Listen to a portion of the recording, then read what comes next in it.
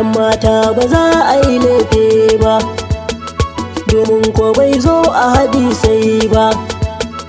Ku gayu ku daure ai aure, 'yan mata suna so su yi aure, gagayu suna so su yi aure.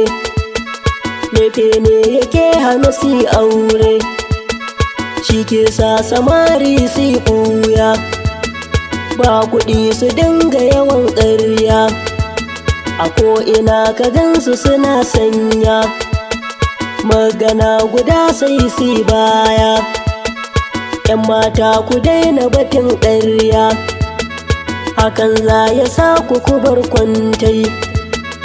Aure ne yake daɗa sa girma, in kayo shi za ka daɗo kima.